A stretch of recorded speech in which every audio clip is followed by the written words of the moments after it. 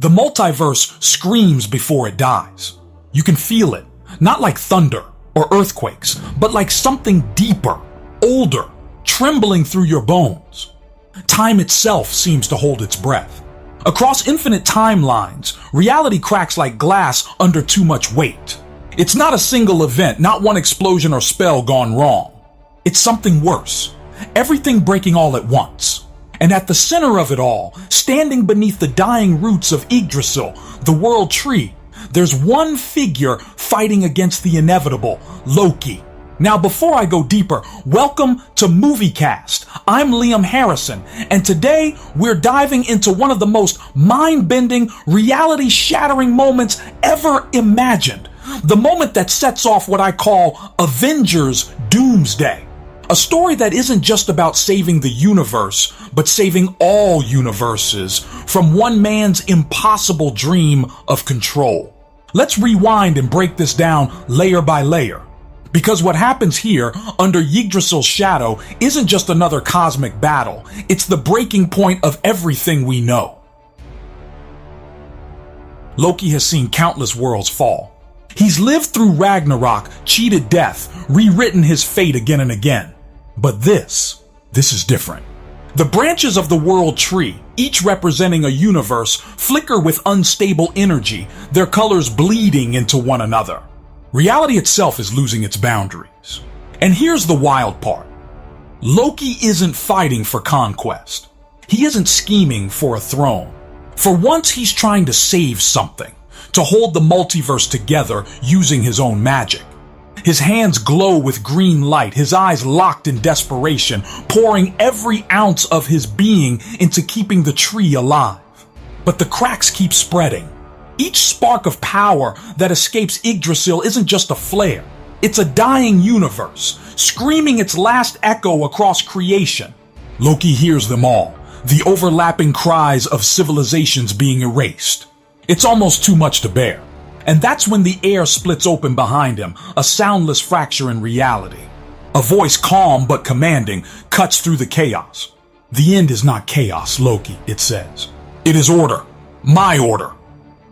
I swear, even if you couldn't see the figure yet, you'd know who it was.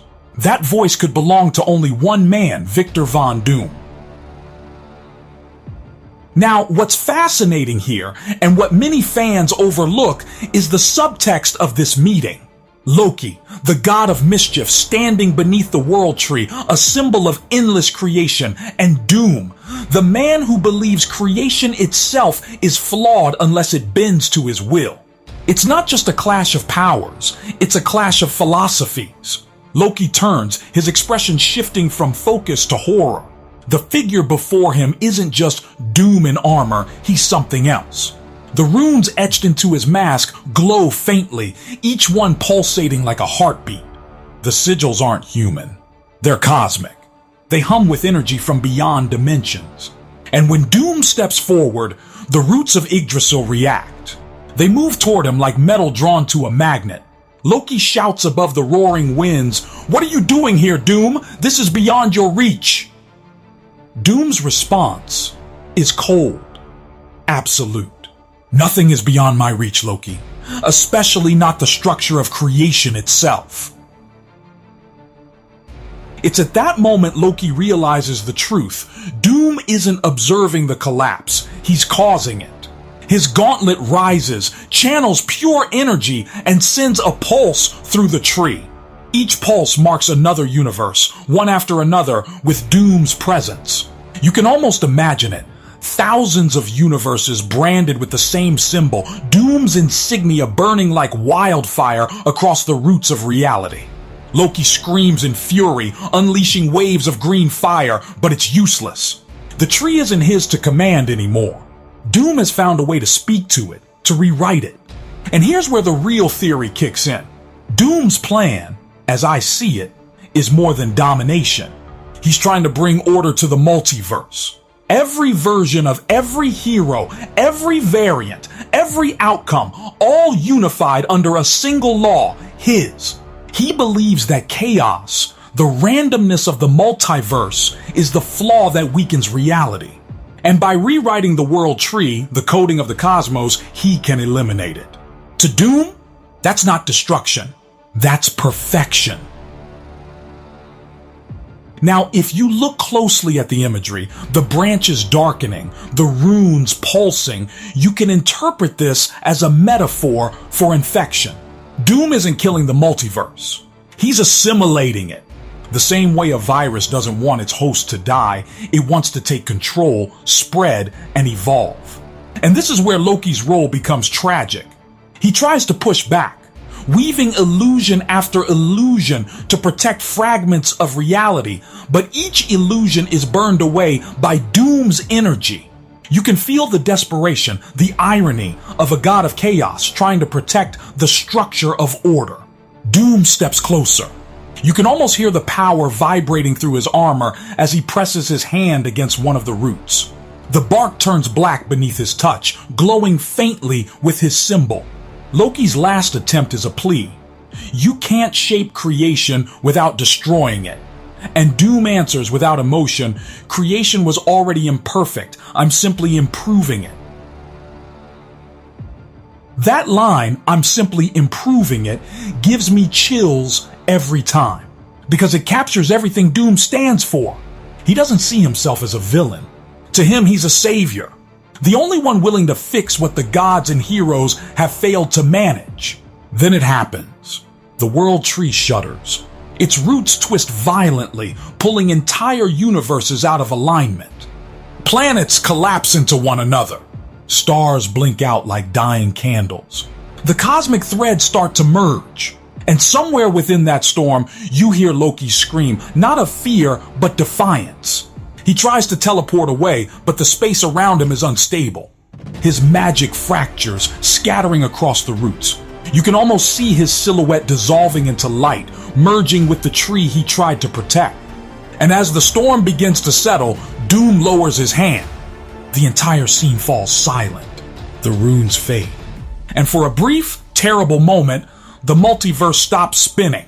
That stillness, that absolute, impossible silence is the first sign of Doomsday.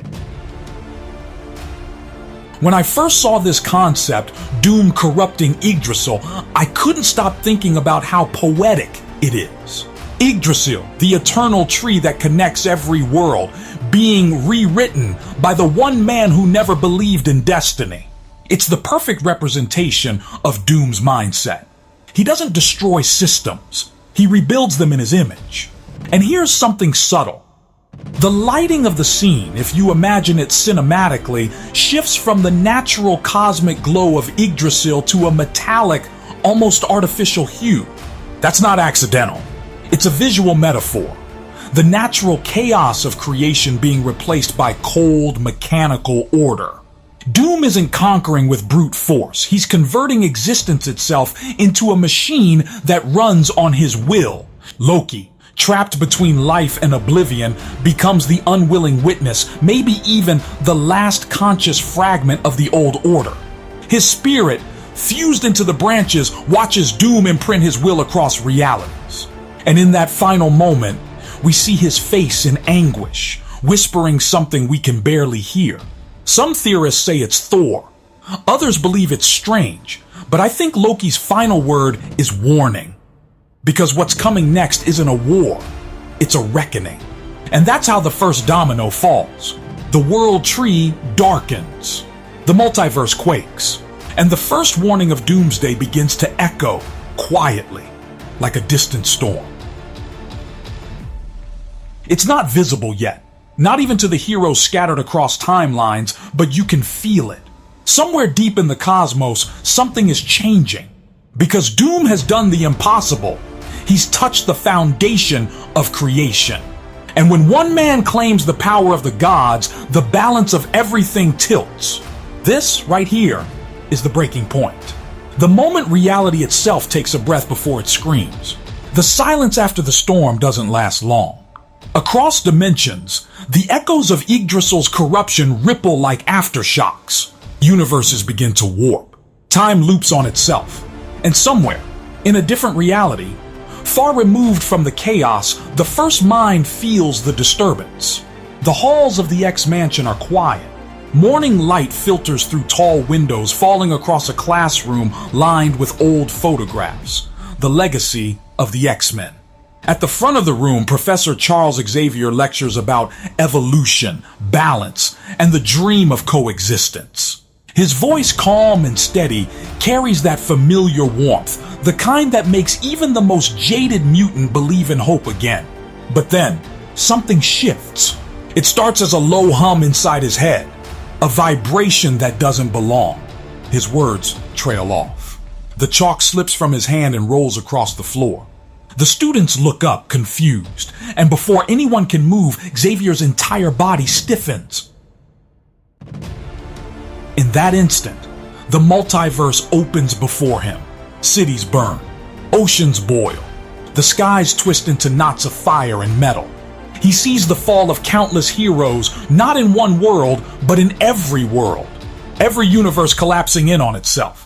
And above the chaos, standing tall upon the ruins of eternity, is a single figure clad in green and steel, with a mask that reflects the dying light of a billion suns. Dr. Doom. His voice cuts through the vision like a blade. The multiverse is chaos, Xavier, but soon it will be one. The imagery is overwhelming. Doom reshaping the world tree into something new, something unnatural. The branches, once golden, now blackened and laced with energy that pulses like circuitry. Reality itself is becoming mechanical, structured, obedient. And then Xavier hears it faint, like a whisper through the void, Loki's voice echoing from somewhere within the branches. Warning! The moment that word forms, Xavier snaps back to reality, gasping for breath. His students rush to his side, but he waves them away. His eyes, usually calm and focused, now burn with fear. "I've seen something impossible," he whispers. He wheels himself out of the classroom, his mind racing faster than ever before. He knows this isn't a psychic attack. This is something deeper, something cosmic. He can still feel the echo of Doom's presence clawing at his consciousness. And so he does what he's always done when the world teeters on the brink. He calls to his people. Now, what's fascinating here, and this is where the theory really starts to bloom, is that Xavier's telepathy isn't limited to Earth. His mind, under certain circumstances, can reach across realities.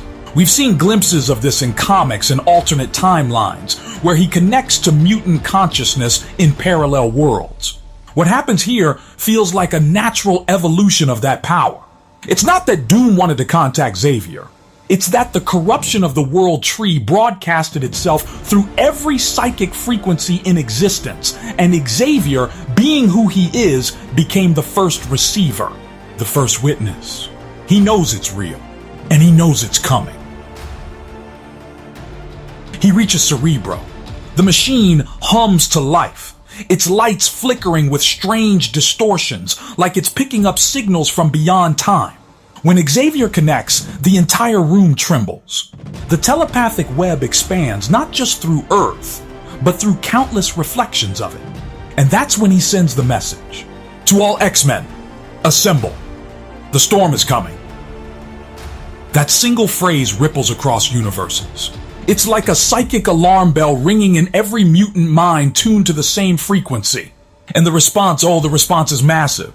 From across time and space, the X-Men begin to gather. Some are faces we know: Cyclops, Jean Grey, Storm, Logan. Others are variants, versions twisted by alternate timelines. There's a Logan with a broken adamantium arm, a Jean who's learned to control the Phoenix within her, a Storm from a future where Wakanda reigns as a cosmic empire. They all answer the call. It's the birth of a multiversal X-Men. But here's where the brilliance of this scene lies. It's not just about assembling heroes. It's about uniting minds. Every mutant, across every timeline, linked through Xavier's telepathy, forming one vast consciousness, a living network strong enough to perceive the cracks forming in reality. And through that network, they see it.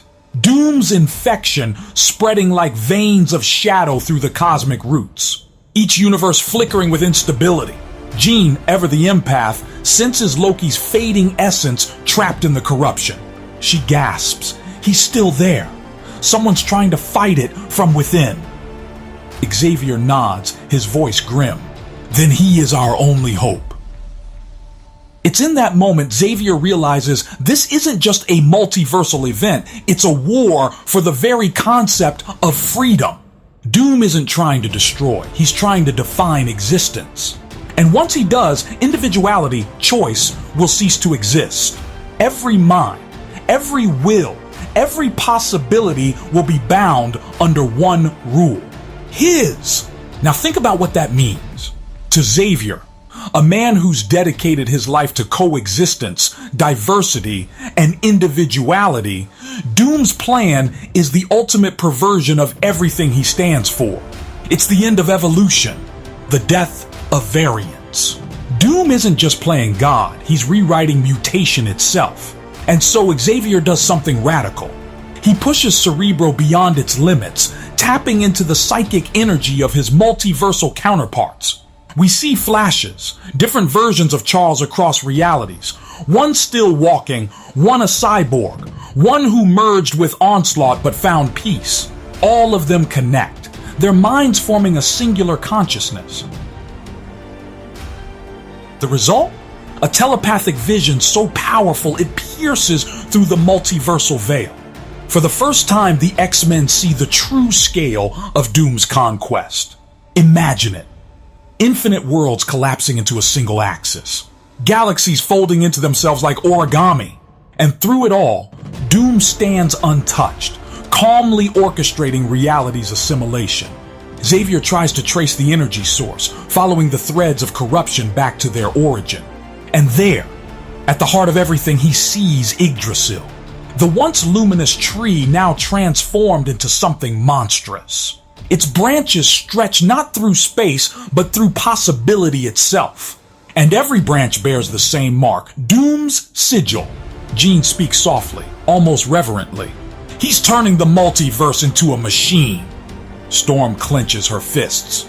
Then we will bring the storm to him.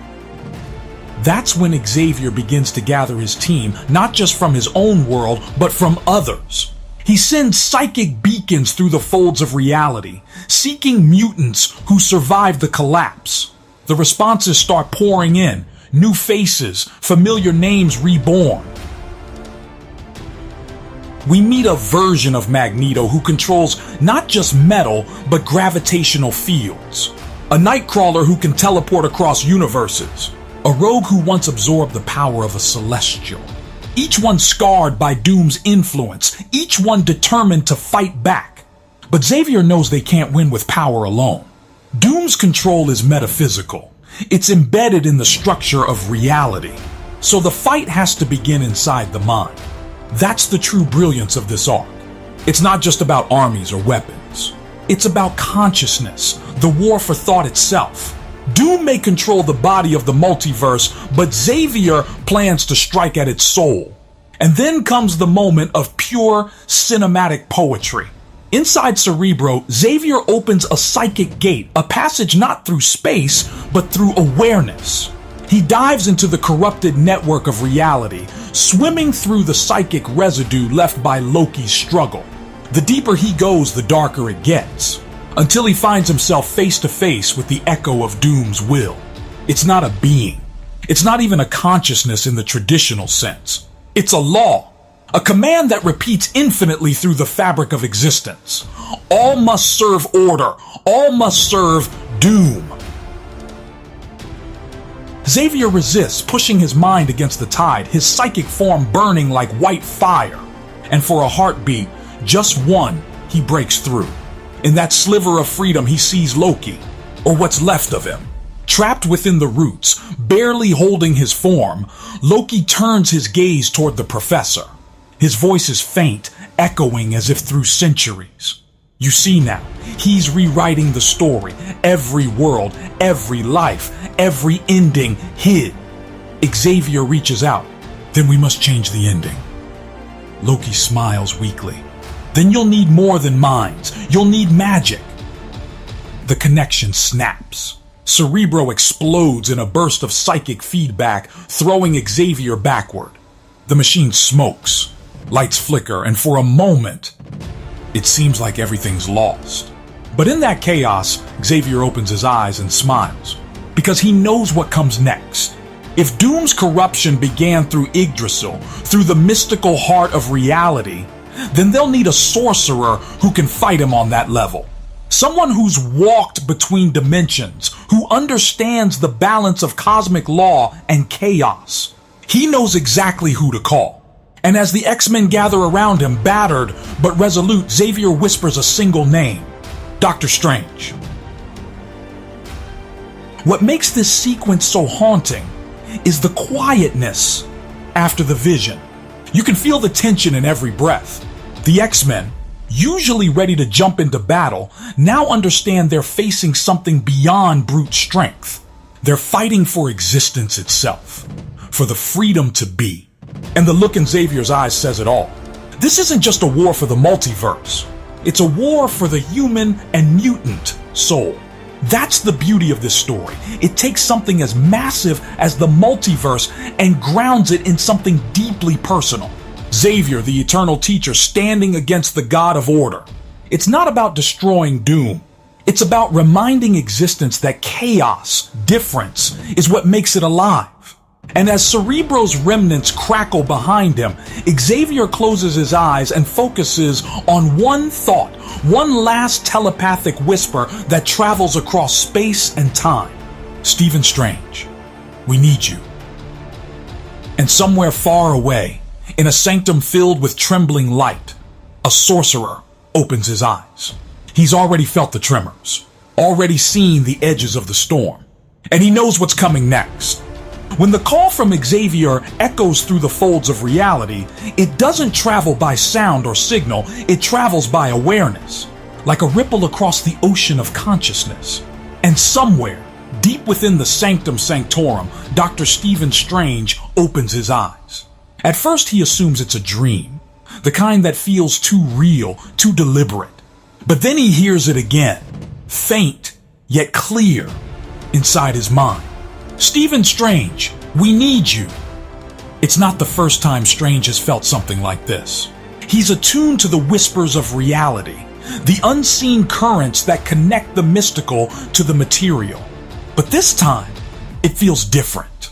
He can sense the weight of it, the sheer gravity behind Xavier's words.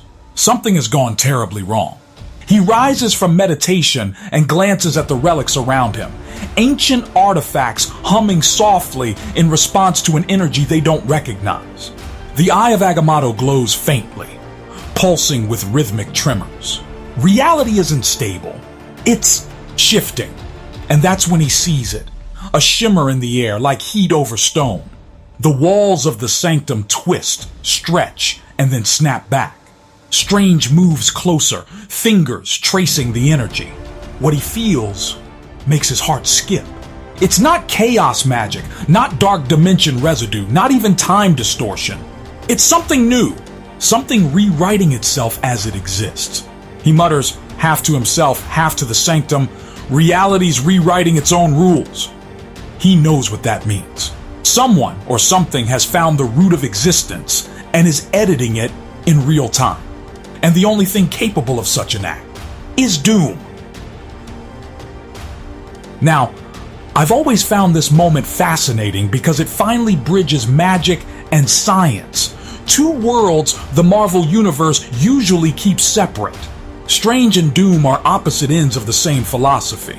Both seekers of knowledge, both bound by pride, but divided by purpose. Strange guards the unknown. Doom wants to own it. Strange sits cross-legged, his astral form leaving his body as his consciousness expands. The camera, if this were a film, would follow his spirit rising above New York, through clouds, through dimensions, until the stars themselves fold into spectral lines. He moves beyond the known multiverse, following the vibrations he feels resonating through creation. The further he travels, the more distorted everything becomes. He passes through broken timelines, shattered echoes of universes that once were. Fragments of people, places and events float in endless voids, replaying like broken memories. And at the edge of everything, he sees the corruption, the world tree, once radiant, now darkened and pulsing like a dying heart. Its roots glow with an emerald fire, veins of metallic energy crawling across its bark. The symbol of doom, that jagged insignia, burns across its trunk like a scar. Strange hovers before it, awestruck. "So this is what you've done," he whispers. "You've rewritten the foundation." And then a voice answers him, calm, precise, heavy with absolute confidence. "Correction, Strange. I am perfecting it." Strange turns. Out of the cosmic mist steps Doom, his armor gleaming, the runes on his gauntlets flickering like stars. His mask hides emotion, but his tone is unmistakably human, the sound of a man who believes he's already won. "What you call corruption," Doom says, "I call evolution. The multiverse was a mistake, a tangle of contradictions, infinite versions of failure, infinite pain. I have given it meaning, unity." Strange's eyes narrow. "You've erased possibility." "Possibility," Doom replies, "is chaos. Chaos breeds destruction. How many times must your heroes fall, your worlds die, before you realize that freedom is the true illusion?" It's a chilling argument. And what makes it brilliant and terrifying is that Doom believes it. He's not a madman trying to conquer for power's sake. He's convinced he's saving existence from itself. Strange raises his hands, summoning ethereal sigils of protection. You can't rewrite creation without consequence. Every universe is a living being. You're killing them. Doom doesn't flinch. "No, Doctor. I'm curing them of imperfection." And with that, Doom's image fades, leaving Strange alone before the corrupted tree. He knows he can't confront Doom directly, not yet, but he's seen enough. The infection has spread faster than even he imagined. If he doesn't act soon, there won't be any universes left to protect. He returns to his body with a gasp, the energy surge cracking the floor beneath him. Wong bursts into the room, concern in his voice. "Steven, what happened?" Strange stands, breathing hard. Doom happened, and he's not just coming for our world. He's coming for all of them. Wong's face hardens. Then we call the others. This next sequence, and I love this part, shifts from the mystical to the grounded. Strange reaches out to those still alive in the fractured main timeline, Earth 616. The heroes who survived the endless wars and invasions. The ones who never stopped fighting, even when the sky itself fell apart. Sam Wilson, now Captain America, still patrols the skies above a shattered New York. Spider-Man, bruised and weary, swings between broken towers, patching together whatever remains of the people's hope. Thor, exiled to a rebuilt Asgard orbiting close to Earth, feels the cosmic imbalance ripple through his veins. Captain Marvel, light years away, senses the dying energy of the cosmos, and through his mystic beacon, Strange calls them home. When they arrive at the Sanctum, the atmosphere is thick with tension. These aren't the triumphant Avengers of old. They're older, scarred, burdened. But when Strange explains what he's seen, that burden turns to fire. He lays it out for them. The corrupted tree, Doom's rewriting of reality, the collapse of the multiverse, and finally Xavier's psychic warning. Thor slams Mjolnir onto the floor. So Doom seeks to become the All-Father of existence? Strange nods. He's beyond that. He's trying to erase the concept of the All-Father itself. There will be no gods, no chaos, no free will, only structure, only doom. Spider-Man, ever the heart among them, shakes his head. So what, we're fighting against destiny itself now? That's insane. Not destiny, Strange replies. Domination. That's when Captain Marvel steps forward. Then we fight back. Across dimensions if we have to. Strange looks at her. If we fail, there will be no dimensions left to fight across. And here's what makes this so powerful. It's the reunion of broken heroes, not out of duty, but out of necessity. They've all seen worlds end. They've lost people, homes, time. But Doom's plan unites them under a single cause: survival of meaning itself. Strange begins preparing the ritual. With Wong's help, he traces sigils across the Sanctum's floor, ancient runes of travel, protection, and revelation. They'll need to pierce through the layers of reality to reach the corrupted roots of Yggdrasil. As he works, he senses something else, a faint echo of another consciousness brushing against his mind. He pauses, eyes narrowing. It's Xavier. Through sheer psychic endurance, Charles has projected his awareness across the multiverse, linking with Strange's mind. His voice is faint but urgent. Stephen, he's changing the pattern faster than we can track. Soon, the multiverse will collapse into a single timeline, one that begins and ends with Doom. Strange replies mentally, then we find the heart of his spell and sever it. Xavier's presence flickers. Be careful. The corruption is spreading into the astral plane. If you touch it too long, it'll bind you. The link fades. Strange opens his eyes and looks to the team. We have one chance. We strike before the collapse finalizes. Spider-Man raises an eyebrow. And if we don't? Strange looks toward the window, the sky outside warping like liquid light. Then you won't remember that there was ever more than one reality to lose. The ritual begins. The sanctum fills with golden light as Strange channels the power of the Vishanti. The floor cracks open, revealing a portal swirling with infinite reflections, each one a dying timeline. The Avengers brace themselves, stepping through together into the storm of creation. What they see on the other side is indescribable. They're standing within the roots of Yggdrasil itself, not as matter, but as essence. Each branch stretches into infinity, vibrating with life, energy, and memory. But half of them are blackened, corrupted, pulsing with Doom's sigil. The other half flicker weakly, struggling to remain free. Thor's voice echoes across the void. By Odin's beard, it's beautiful and dying. Strange hovers beside him. Every universe you've ever known, every timeline, every possibility, all converge here, and Doom has already claimed most of it. Captain Marvel's energy flares. Then we take it back. But it's not that simple. Doom's corruption isn't just physical, it's philosophical. Every thought, every law of physics, every spell, every emotion is being rewritten. The heroes feel it as they move, memories shifting, alternate versions of themselves flashing before their eyes. Spider-Man catches a glimpse of a world where Gwen never died. Thor sees one where Loki ruled Asgard in peace. Captain America sees himself old, living quietly in a world that never knew war. Each vision tempts them to stay, to accept the false perfection Doom offers. Strange shouts, his voice slicing through the illusions. He's testing us. Ignore it, they're not real.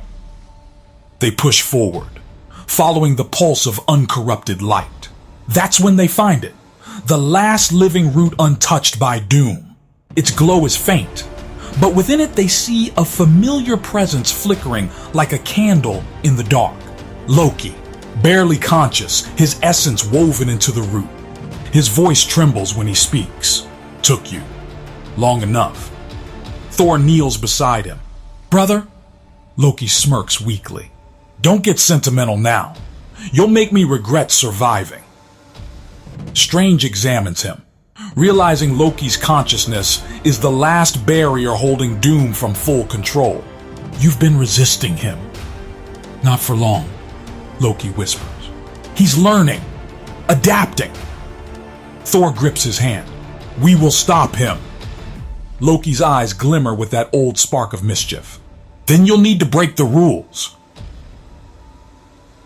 Before Strange can respond, the entire realm shakes. The branches around them twist violently as Doom's presence manifests once more, not in body, but as a colossal projection formed of light and shadow. "You think you can defy inevitability?" His voice echoes through the void. "You are already part of me. Every victory you imagine, I have foreseen. Every rebellion accounted for. You exist within my order." The heroes stand their ground, surrounded by light. Strange lifts his staff.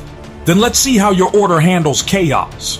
He slams it down, unleashing a surge of raw magic. The roots explode with color, fragments of reality scattering like shattered glass. The battle begins. Not of fists or weapons, but of will and belief. Magic clashes with structure, chaos against order, freedom against control. And as energy floods the scene, one thing becomes clear. The fight isn't just to save the multiverse anymore. It's to prove it deserves to exist.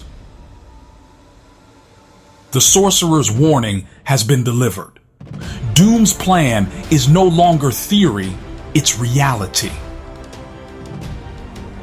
The heroes are outnumbered, outmatched, but united. Because when everything falls apart, belief is the one weapon that even Doom can't predict. And as the storm rages within the heart of creation, one truth remains. The war for existence has only just begun. The sound that tears through existence isn't thunder. It's something older, the shattering of creation itself. Every branch of the world tree trembles as if the cosmos were screaming. And through that storm of light and darkness, a single presence rises higher than gods, higher than concepts, higher than fate itself. Dr. Doom. The ritual is complete. When I first envisioned this moment, Doom's full ascension, I realized it's not just another villain reveal. It's the rebirth of purpose in his image. The way he stands amid collapsing universes, calm, composed, utterly certain, says everything. For everyone else, it's the end of everything they know. For him, it's the beginning of everything he's always wanted. The scene opens over the ruins of Shield headquarters. The sky is no longer blue or black. It's fractured, filled with streaks of collapsing timelines, each one bleeding into the next. The air hums with broken physics. Gravity flickers. Reality bends like a mirage.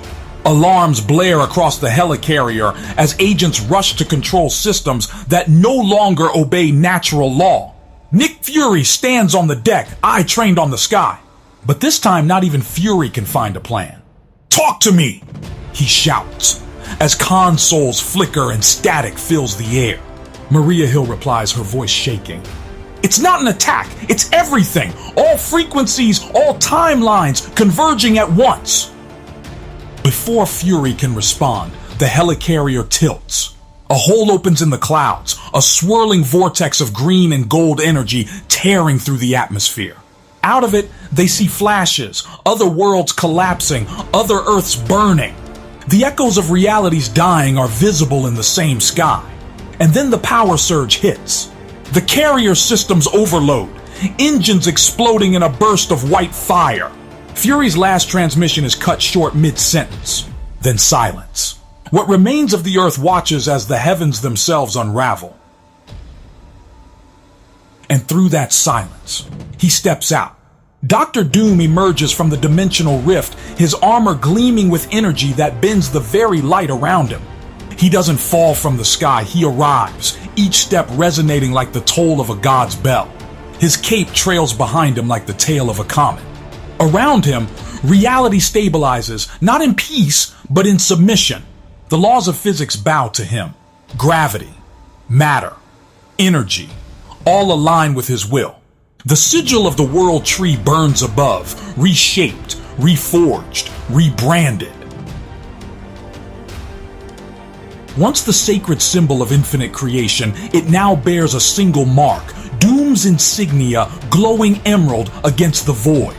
He looks upon the Earth, the last surviving world, and speaks, his voice echoing through every frequency. The age of heroes has ended.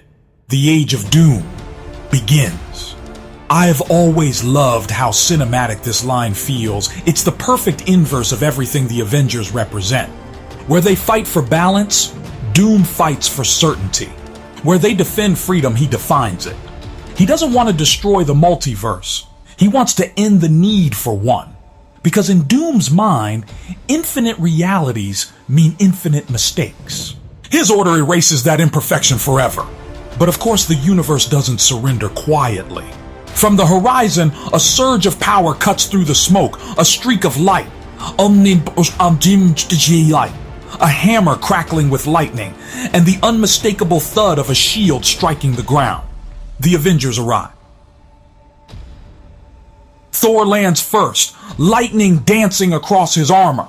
His eyes flare with godly fire as he faces Doom. You've taken enough, Doom. The cosmos does not belong to one man. Doom doesn't even look impressed. It belongs to whoever has the will to hold it. Captain America steps forward, planting his shield into the ground. Then we'll pry it from your hands. Doom's mask tilts slightly, almost amused. How quaint. The last remnants of chaos still pretending their resistance matters. He raises his gauntlet, and reality shifts. Suddenly the heroes aren't on Earth anymore. They're standing on what looks like an endless mirror field, an arena formed from the fragments of destroyed dimensions. Floating islands of forgotten realities drift above and below, each echoing scenes from alternate histories, moments where they died, moments where they won, moments that never were. Doom's realm. He gestures to the sky. Look around you, Avengers.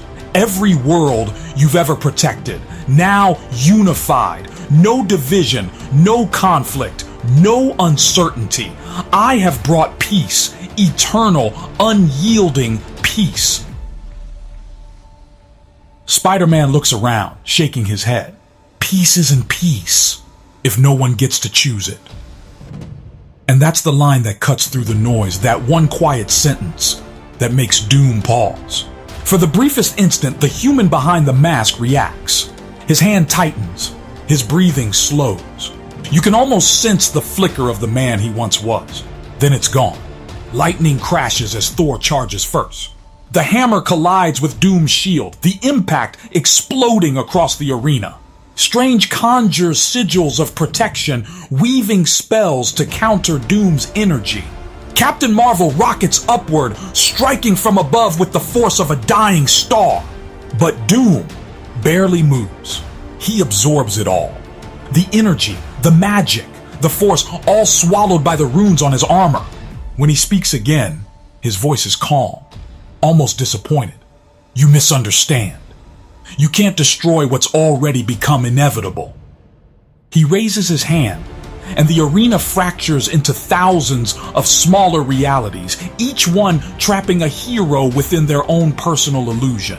Thor finds himself reliving Ragnarok, powerless to stop it. Spider-Man stands in a world where Gwen lives but everyone else dies. Captain America watches the shield break again and again, time resetting endlessly.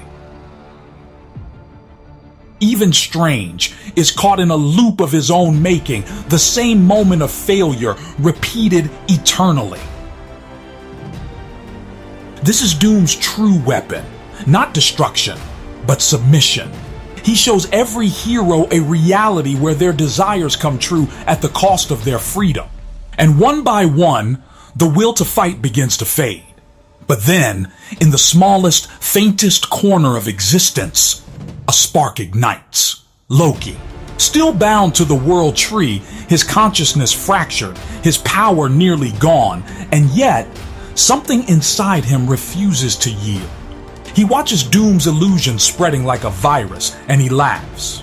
It's not a mocking laugh. It's the laugh of a man who's seen the end of the story and found the flaw in it.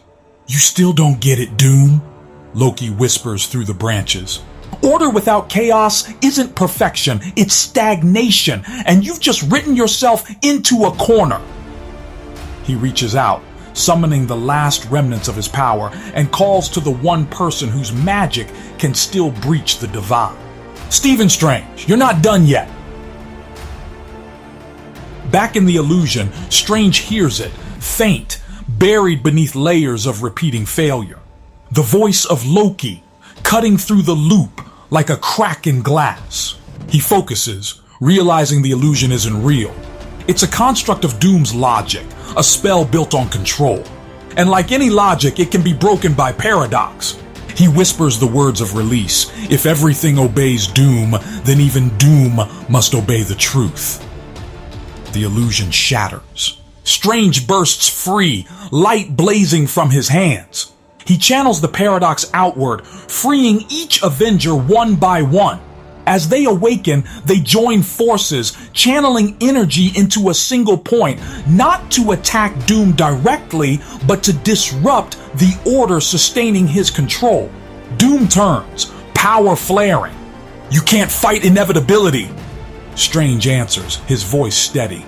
"We don't fight inevitability. We rewrite it." The two sorcerers clash, magic versus logic, belief versus certainty. Energy explodes across the realm, tearing holes in reality. Through those holes, glimpses of other universes reappear, cracks of possibility returning to existence. Thor throws Mjolnir through one of them, lightning surging between worlds. Captain Marvel channels energy from every sun that still burns. Spider-Man, against all odds, manages to web a fragment of Doom's armor, pulling him off balance just long enough for Strange to strike. It's chaos.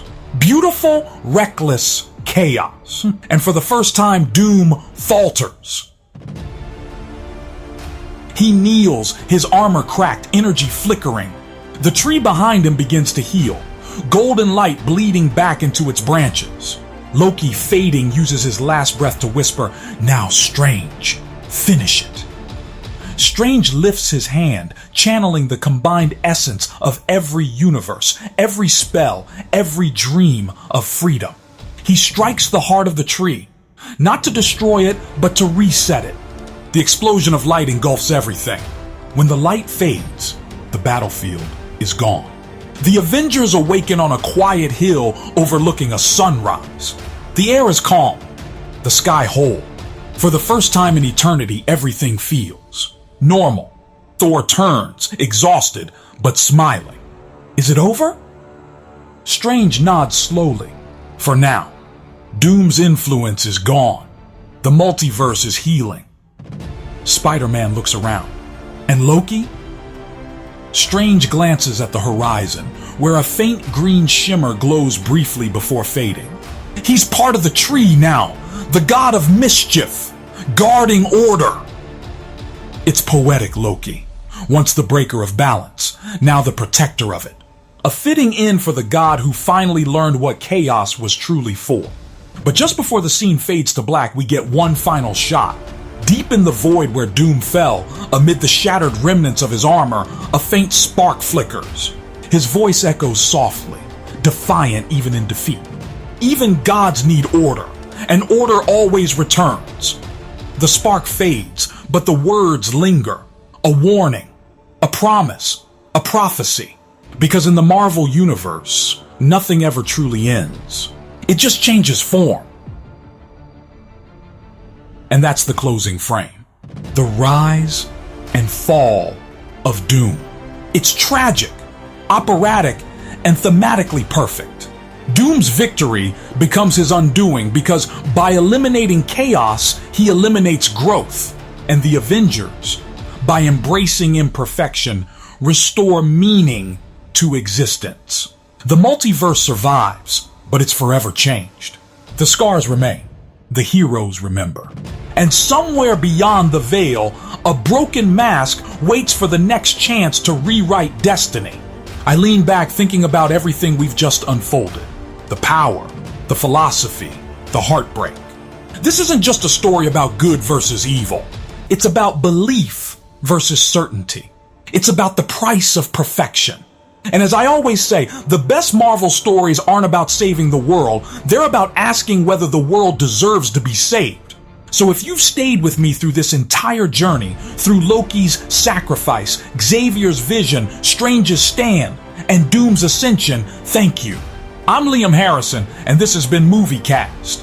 If you enjoyed this deep dive into the theory behind Avengers Doomsday, hit that like button, share it with your fellow Marvel fans, and subscribe for more cinematic breakdowns and storytelling analyses. And to everyone who's supported the channel, especially those amazing folks sending super thanks, shout out to the $20 supporters, you're the real reason I get to keep exploring stories like this. Until next time, keep questioning the endings because sometimes that's where the story truly begins.